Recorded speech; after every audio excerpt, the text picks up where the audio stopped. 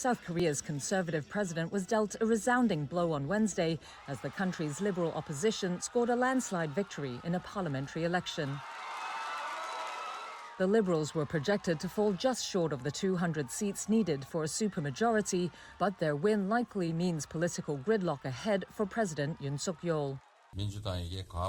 Main opposition Democratic Party leader Lee Jae-myung thanked supporters and called it a great victory for our people.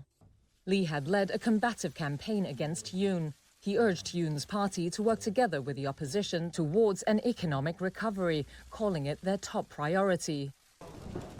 The ruling People Power Party was set to win just 108 seats.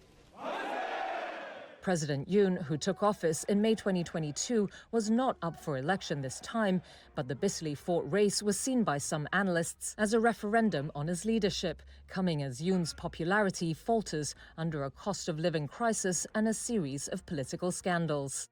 Yoon humbly accepted the election results and pledged to renew his administration, his chief of staff said. His party's leader, Han Dong-hoon, took responsibility for the loss and said he would step down. Prime Minister Han Duk-soo and other senior aides also offered to resign, according to Yonhap News.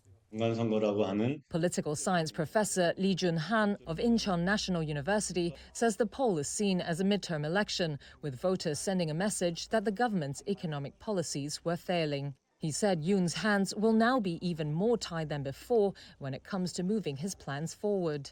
With the opposition at nearly 190 seats, I think the difficulties with passing legislation, budget, and state administration will continue in the future.